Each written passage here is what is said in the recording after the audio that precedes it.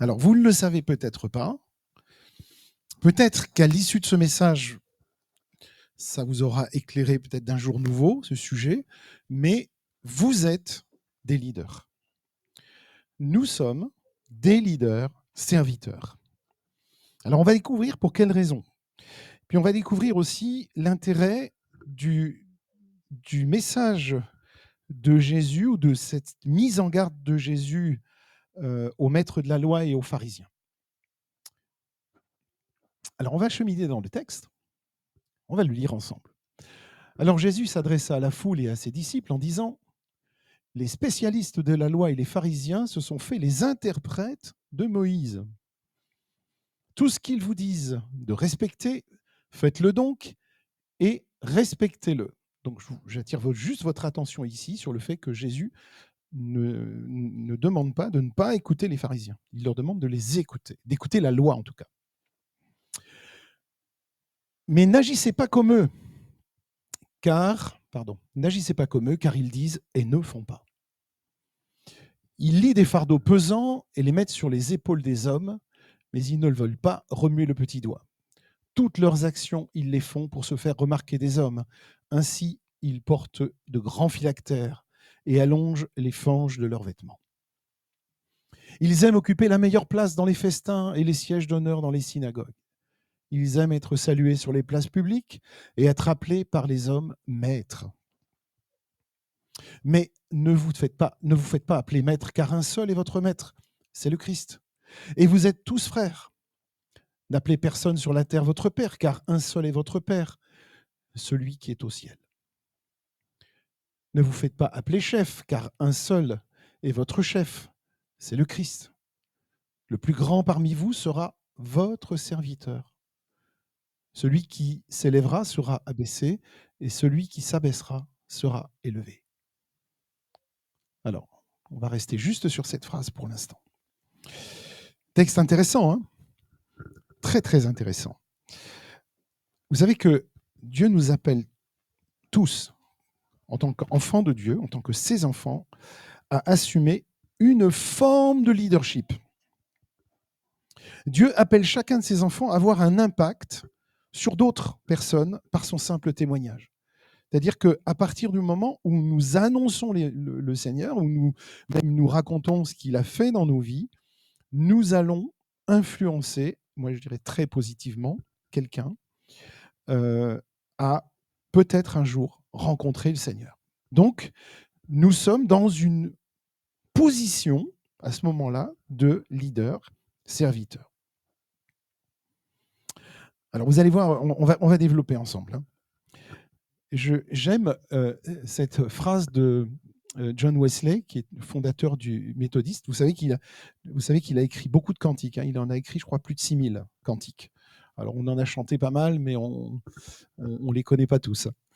Donnez-moi 100 prédicateurs qui ne craignent que le péché et ne désirent que Dieu, et peu m'importe qu'ils soient clergés ou laïcs, eux seuls ébranleront les portes de l'enfer et établiront le royaume des cieux sur la terre. Il a écrit ça autour de 1700-1750. Vous voyez que ça ne date pas d'aujourd'hui, mais on pourrait dire que c'est quand même très actuel. Ça reste très actuel. Alors, quel problème avons-nous aujourd'hui ? Le souci que nous avons aujourd'hui, c'est qu'il y a un manque de leadership, pas seulement dans l'Église, mais dans tous les domaines d'ailleurs du monde entier. Vous voyez qu'on manque de personnel un peu partout, on manque de responsables. Et dans l'Église, puisque c'est ça qui nous intéresse d'abord, on manque aussi de leadership. Alors, on manque de pasteurs dans les églises, oui, c'est vrai. On manque de missionnaires, on manque d'évangélistes, oui, ça c'est certain. Mais on manque aussi de ce leadership. Qu'est-ce qu'on entend par leadership ? Et qu'est-ce qu'on entend par leader ? Un leader, c'est quelqu'un que d'autres suivent. C'est quelqu'un qui a une certaine influence autour de lui. Parfois, oui, on pourrait dire un certain pouvoir. Et qui a aussi du charisme, ou un certain charisme. Et c'est là que je vous entends penser, et moi, est-ce que j'ai du charisme ? Moi, comment je peux savoir si j'ai du charisme ? Nous avons tous une forme de charisme à partir du moment, d'ailleurs, il suffit simplement de voir, et c'est très intéressant, de voir une personne très timide qui se convertit à Jésus, qui l'accepte dans sa vie. Le changement, parfois, est vraiment surprenant. Il est devenu d'un seul coup quelqu'un de charismatique, c'est-à-dire quelqu'un qui n'aura plus peur de témoigner de sa foi, qui n'aura plus peur de parler. Sa langue va se délier comme par miracle, parce que le Seigneur, le travail du Saint-Esprit en lui, l'aura complètement changé. Donc vous voyez un peu où je veux en venir. Les, les titres, les positions, c'est-à-dire avoir un titre, ne fait pas automatiquement de quelqu'un une personne leader.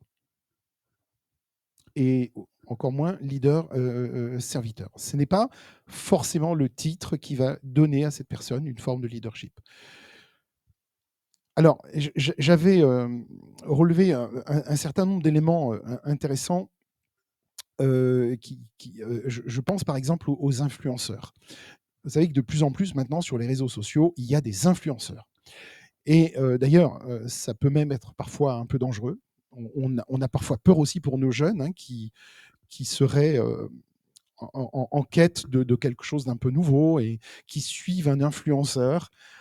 C'est parfois aussi un peu inquiétant. Parfois, ça peut être aussi positif, mais ça peut être inquiétant. Et on se rend compte, d'ailleurs, c'est un mot assez nouveau, influenceur, ça n'existait pas il y a quelques années. Mais un leadership qui est fondé sur l'influence, ça peut être aussi très positif. Si moi, j'influence par ma vie mon entourage, bah, c'est super. Si j'influence par ma vie en Christ mon entourage, c'est très bien. Euh, le leader serviteur, son leadership peut s'appuyer aussi sur un certain nombre de compétences, par exemple dans la façon de communiquer l'évangile, sa façon de communiquer, sa façon d'exprimer clairement ce qu'est l'évangile, ce que Dieu a fait dans sa vie. Dans le leadership aussi, il y a l'intégrité de l'éthique. Il y a une capacité aussi à prendre des décisions. Et puis, il y a aussi l'empathie et la compréhension. Les leaders qui doivent être capables de comprendre les besoins, les préoccupations des autres. Donc, c'est une compétence clé pour établir des relations positives et efficaces. Donc, une personne peut donc être un leader efficace à n'importe quel niveau de l'organisation si elle possède ces compétences, les qualités pour influencer autour d'elle, inspirer et guider les autres. En fait, nous tous, à partir du moment où nous avons reçu Jésus, à partir du moment où nous avons été saisis par son amour, on devient des communicants pour lui. Vous allez voir, il y a quelques versets que je vais vous projeter après. Donc, un leader influence par ses actions. C'est sûr que si on est chrétien juste dans notre coin et qu'on espère que les gens vont découvrir et nous suivre si on dit rien et si on ne fait rien, ça sera plus difficile. Donc, parfois, il suffit de pas grand-chose. Ce n'est pas des actions spectaculaires que Dieu nous demande, mais c'est simplement d'être témoin là où nous sommes. Et nous sommes aussi influencés par les actions de ceux qui nous entourent. Et parfois, c'est problématique quand on est chrétien parce qu'on a peut-être envie de suivre tel ou tel, mais qui n'a pas forcément les valeurs, qui ne porte pas les valeurs de l'Évangile. Donc nous, ce à quoi nous sommes appelés, c'est toucher ce que Dieu a placé dans notre sphère d'influence, autour de nous. Alors, il y a un verset qui image un peu ça, qui illustre un peu ça. Vous recevrez une puissance, le Saint-Esprit survenant sur vous, et vous serez mes témoins à Jérusalem, dans toute la Judée, dans la Samarie, jusqu'aux extrémités de la terre. Donc, nous sommes ces témoins, et lorsque d'autres auront été touchés par notre témoignage de témoins de Jésus, ils deviendront à leur tour des témoins, donc ils deviendront à leur tour des influenceurs. Ils vont influencer des personnes autour d'eux pour aussi, à leur tour, rencontrer Jésus.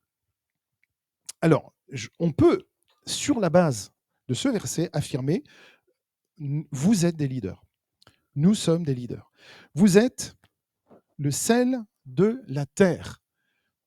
Mais si le sel perd sa saveur, avec quoi la lui rendra-t-on. Donc le sel de la terre, c'est aussi, le sel, ça influence le goût. Si on a un plat qui n'est pas du tout salé, vous êtes d'accord, c'est moins bien. Donc il ne faut pas mettre trop de sel, mais le sel, c'est quand même important pour donner de la saveur aux aliments. Regardez celui-là aussi, il est pas mal. Hop là. Il n'y a plus de diapo après? T'es bloqué. Je crois qu'il n'y a plus de pile. Ah, merci, merci. Merci Alain. Vous êtes la lumière du monde. Une ville située sur une montagne ne peut être cachée. Donc vous voyez, on influence aussi par le fait que nous sommes des lumières, j'allais dire. C'est drôle de dire ça. Est-ce que Dieu veut que nous soyons des leaders serviteurs? La réponse est oui. Bah, j'ai plus de piles, hein. Donc je vais te demander de passer la prochaine diapo. Voilà. Le plus grand parmi vous sera votre serviteur. Est-ce que c'est le plus grand en taille? C'est le plus grand comment? Le plus grand parmi vous sera votre... C'est prophétique, hein, ce que Jésus dit là, hein. Et il y a un exemple très concret que Jésus donne en illustrant ce propos-là, c'est qu'il a lavé les pieds de ses disciples. D'ailleurs, les disciples ont toujours été dérangés par l'attitude de Jésus de se courber, de se plier vers eux, de s'humilier constamment, d'être dans l'humilité, de dire je vais aller jusqu'à la croix, et Pierre dit non, ça ne t'arrivera pas, tu ne peux pas, puisque comme tu es le Christ, comme tu es le plus grand, ça ne peut pas t'arriver. Donc les disciples étaient constamment dérangés, et laver les pieds, c'était une tâche à l'époque considérée comme servile, c'est-à-dire quand on était dans une position dominante, on ne lavait pas les pieds de quelqu'un. Mais Jésus voulait leur montrer l'importance du service et l'importance de l'humilité. Diapo suivante. Regardez Paul. Paul, serviteur de Jésus-Christ, appelé à être apôtre, mis à part pour l'évangile de Dieu. Donc ce qui est fort dans ce verset-là, c'est que Paul commence par dire qu'il est serviteur, appelé à être apôtre. Il a été appelé pour ça. Et nous connaissons, les œuvres de Paul, hein. C'était impressionnant. Donc, nous sommes serviteurs. Donc, sur la base de ce verset, nous sommes tous serviteurs, comme Paul. Nous sommes appelés, parce que Dieu nous appelle, et nous sommes mis à part. Mis à part, ça ne veut pas dire qu'on doit se couper du monde, pas du tout, mais mis à part pour un service, pour une tâche particulière, pour un service particulier. C'est pour ça que chacun de nous, nous avons été mis à part pour quelque chose de particulier. Et peut-être que vous n'avez pas encore trouvé, parmi vous, certains n'ont pas encore trouvé leur don, mais peut-être que certains ont trouvé leur don là où ils sont les meilleurs témoins, quelle que soit la tâche, là où ils sont, là où Dieu les a placés et où ils sont les meilleurs témoins. Alors, je vais donner juste un exemple. Vous avez vu le portail en rentrant, la peinture qui a été faite. Désolé mon frère Fadoul, je vais te citer en exemple ce matin, mais parce que j'ai besoin de mon petit exemple. Mais Fadoul, il l'a fait simplement, humblement, sans en parler, sans faire de bruit. Voilà. C'est moi qui ai pris la photo. Il dit, voilà, mon frère Fadoul a peint ce portail. Ça nous réjouit tous. Et tous les gens qui passent, alors je vais juste vous donner un petit témoignage.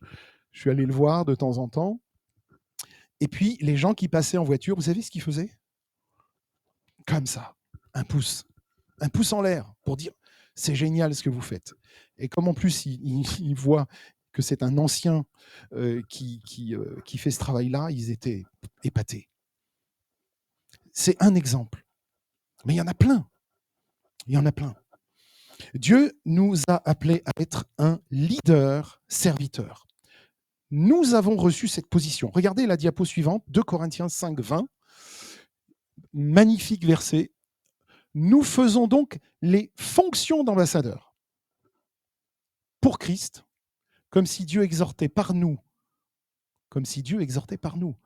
Nous vous en supplions au nom de Christ, soyez réconciliés avec Dieu. Vous voyez le message, l'impact d'un tel message autour de nous. Je trouve ça magnifique. Nous faisons donc les fonctions d'ambassadeurs.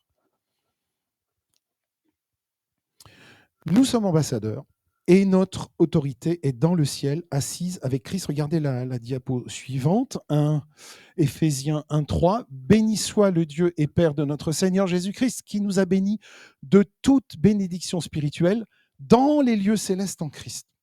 Il y a un autre verset où Paul nous dit, vous êtes assis dans les lieux célestes. Vous êtes assis en Christ.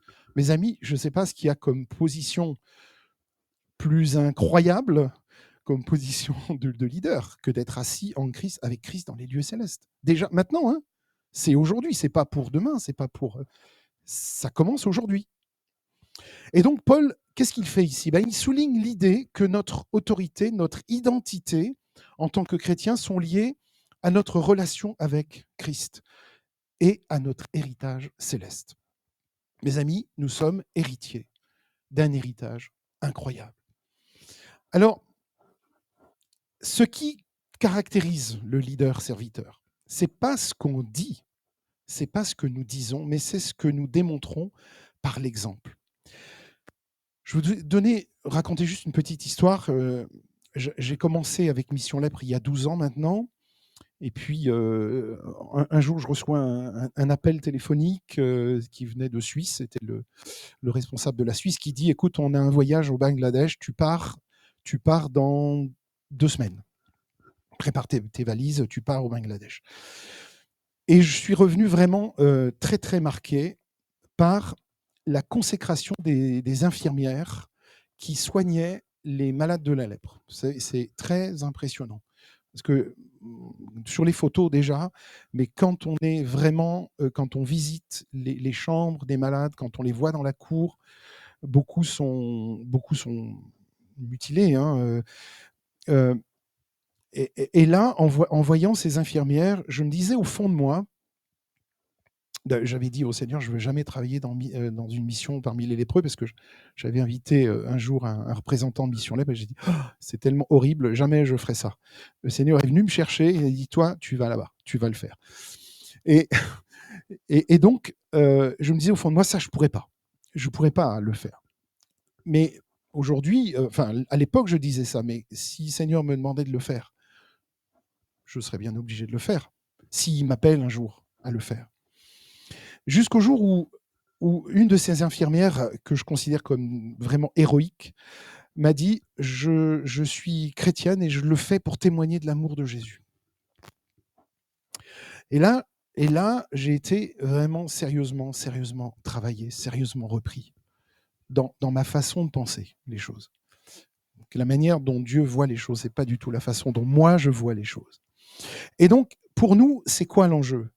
Pour nous, c'est que tout ce que nous fassions, nous le faisons pour Jésus. On doit y mettre tout notre cœur, même si on rate, même si on doit recommencer 10 fois, si ça n'a pas marché. On le fait de tout notre cœur. Et la troisième chose que je vois, c'est d'essayer de voir les autres et les gens comme Dieu les voit. De ne pas juger sur l'apparence. Soyons comme Christ, mes amis. Et Jésus regarde au cœur. Lui, il sait, il voit au plus profond de nos cœurs. Alors, vous savez qu'il y a tout un tas de formes de leadership. Là, il y a un bouquin que j'ai acheté, Devenir un leader émotionnellement sain. Dieu nous a donné des émotions, et le problème que nous avons souvent, c'est la gestion de nos émotions. C'est là où on est. Et là, je ne parle pas du tout comme un, comment dirais-je ça, un influenceur. Vous voyez ce que je veux dire? C'est vraiment, on a reçu du Seigneur des émotions, mais parfois on a du mal à les gérer, et c'est aussi ce qui cause des catastrophes dans les églises. C'est pas souvent des choses, des points théologiques, c'est plus des points qui touchent au caractère de chacun de nous. Les sanguins, il y a toutes sortes de caractères. Mais le caractère, nous, c'est le caractère de Christ qu'on doit revêtir, pas le caractère sanguin ou un autre caractère. On doit voilà. Nous, c'est autre chose. On va regarder une autre diapo intéressante, un autre verset qui se trouve dans Actes 1:8. Mais vous recevrez une puissance le Saint-Esprit survenant sur vous, et vous serez mes témoins. On l'a déjà lu tout à l'heure, jusqu'à Jérusalem. Mais ici, cette puissance, on ne se sent pas très puissant. On se sent souvent plutôt faible et plutôt fatigué, et puis plutôt parfois déprimé aussi. Mais regardez, la promesse d'Acte 1, elle est accomplie déjà. Donc, vous recevrez une puissance. Nous avons reçu une puissance. Ce n'est pas que nous sommes forts, c'est le Saint-Esprit qui œuvre en nous. Donc, sans le Saint-Esprit, tout ce que nous allons faire sera de la forme, juste pure forme. Mais le leader serviteur permet au Saint-Esprit de travailler en lui. Regardez ce Jean 16. Et quand il sera venu, il convaincra le monde en ce qui concerne le péché, la justice et le jugement. Mais il convainc comment? Il convainc au travers aussi du témoignage de ses enfants, de ceux qui sont là, qui l'ont reçu. D'accord? Alors, je voudrais juste m'arrêter sur quatre choses que le Saint-Esprit fait dans notre vie. Son œuvre en nous. La première chose, c'est son œuvre en nous. 1 Jean 4. Non, tu peux passer celui-là. Voilà, 1 Jean 4.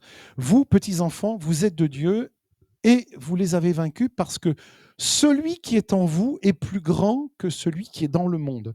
Celui qui est dans le monde, on sait tous qui c'est, c'est le diable. Mais celui qui est en nous est plus grand. Donc, ce n'est pas nous qui sommes grands, mais celui qui est en nous est grand. Et donc, puis après, il me dit, j'ai vaincu le monde. C'est une belle promesse. Et pour nous, c'est un encouragement extraordinaire. Donc, le Saint-Esprit vit en nous, mes amis, soyons-en certains. Il est là. Il est là et il nous aide dans notre témoignage. Ensuite, il y a ces promesses. Regardez, Nombre 23, 19. Dieu n'est pas un homme pour mentir, ni fils d'un homme pour se repentir. Ce qu'il a dit, ne le fera-t-il pas? Ce qu'il a déclaré, ne l'exécutera-t-il pas? Donc, comme Dieu a promis, il va accomplir ses promesses. Dieu fait ce qu'il dit. Dieu fait ce qu'il a promis. Le troisième élément que le Saint-Esprit nous donne, c'est la puissance, sa puissance. Bon, j'en ai déjà parlé tout à l'heure, mais ici, regardez Luc 10,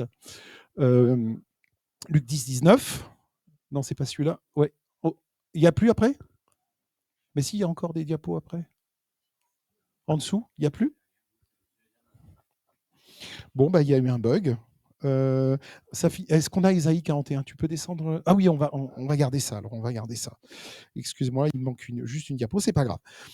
Je vous ai donné le pouvoir de marcher sur les serpents et les scorpions et sur toute la puissance de l'ennemi. Rien ne pourra vous nuire. Alors, on avait dans le sud de la France, quand on habitait dans le sud de la France, on était justement l'église méthodiste. Il y avait quand on ouvrait les fenêtres le matin, il y avait des scorpions qui tombaient comme ça. Boum. Vous avez déjà vu ça ou pas? Bon, du coup, cette phrase devenait, enfin, cet encouragement de Jésus, je vous ai donné le pouvoir de marcher sur les serpents et les scorpions, c'était assez actuel. Bon, je ne vous cache pas que ouais, on ne les laissait pas trop rentrer dans la maison. Rien ne pourra vous nuire. Sa puissance ne change pas. Jésus est le même hier, aujourd'hui et éternellement. Donc le même Seigneur qui nous dit tout ça, celui de l'époque des disciples, il y a 2000 ans, c'est le même aujourd'hui. Et il a tout pouvoir dans le ciel et sur la terre. Alors, qu'est-ce qu'il a fait de ce pouvoir, Jésus? Eh bien, il l'a transmis à l'Église. Chose incroyable. Acte 2. Tout ce qui se passe dans les actes, en fait, c'est le Seigneur permet à l'Église de vivre cette présence et de lui donner tout ce qu'il faut pour qu'elle avance. Donc, je veux juste terminer notre message avec ce beau texte d'Ésaïe, Ésaïe 41. Je t'ai pris aux extrémités de la terre. Alors j'aime beaucoup ce verset parce que nous voyons ici l'Église universelle. Je t'ai pris aux extrémités de la terre, de partout dans le monde. Je t'ai appelé des régions lointaines. Quel que soit ce qui se passe dans le monde aujourd'hui, on voit tous combien c'est difficile, on voit tous combien c'est dur. Tellement de guerres, tellement de violence. Mais même de là, le Seigneur appelle. Tu es mon serviteur, je t'ai choisi, je ne t'ai pas rejeté. Ne crains rien, je suis avec toi. Vous voyez que le mot serviteur apparaît de nouveau ici. C'est-à-dire qu'il nous appelle des extrémités de la terre, ses serviteurs. C'est nous tous ici aujourd'hui. Je conclus juste en rappelant l'importance d'être un leader serviteur. Vous voyez que, alors ça pourrait ressembler à une démonstration en disant oui, on prend des versets ici puis on arrive à prouver quelque chose, mais je vous invite à relire les versets, à relire tous ces textes, à regarder ce à quoi le Seigneur nous appelle aujourd'hui. Et ne pas penser que nous sommes un petit chrétien dans notre coin. Non, pas du tout. Il nous a appelés à faire de grandes choses pour lui. Et donc, il est important d'être ce leader-serviteur qui permet aussi au Saint-Esprit de travailler à travers lui pour influencer les autres positivement et accomplir la volonté de Dieu sur terre. On ne va pas quand même laisser toute l'influence aux influenceurs, même si parfois ils disent des choses intéressantes, mais pas toujours. Donc, ne soyons pas comme l'arbre qui ne laisse rien pousser sous son ombre, mais plutôt comme je pense plutôt au bananier qui donne naissance à de nouvelles pousses. Je crois que c'est ça le bananier. Hein. On coupe et puis ça repousse. Et il y a constamment des pousses. Ça veut dire que on laisse la place aux nouvelles générations de leaders. Donc je m'adresse aux jeunes qui sont là aujourd'hui, aux enfants aussi, qui représentent la nouvelle génération de ceux que Dieu va appeler à son service. Je n'ai pas parlé du leadership particulier. Je préférais parler d'un leadership plus général aujourd'hui, parce que si vous avez lu le texte au début, ce que Jésus dit, n'appelez personne maître, n'appelez personne rabbi, n'appelez personne maître, parce que n'appelez personne père, parce que seul est votre Père qui est dans les cieux. Je voulais justement montrer cette dimension plutôt universelle du leadership, et ce à quoi nous sommes tous appelés. Parce qu'après, il y a des ministères particuliers, oui, c'est vrai. Mais voilà, vous voyez à quel point c'est assez magnifique et la douceur avec laquelle le Seigneur amène tout ça, justement. C'est pour éviter aussi un leadership toxique. Hein. C'est pour éviter tout ce qui... c'est pour donner cette dimension, dire, nous sommes tous finalement prêtres et rois, hein, c'est ce que dit la parole de Dieu. Donc nous sommes tous appelés à être des témoins et aussi des influenceurs. Pour secouer le monde positivement pour Jésus, il faut des hommes et des femmes qui craignent seulement le péché, comme le disait John Wesley, et désirent le Seigneur en premier dans leur vie. Ça ne veut pas dire que le Seigneur, il y a d'autres choses, mais en tout premier. Peu importe notre position dans la société, peu importe notre position dans l'Église, l'essentiel, c'est de faire tout pour la gloire de Dieu. Si chacun de nous, là où nous sommes, dans le ministère particulier que Jésus nous a confié, nous faisons tout pour sa gloire, nous aurons une Église incroyable. Amen. Donc je vous invite à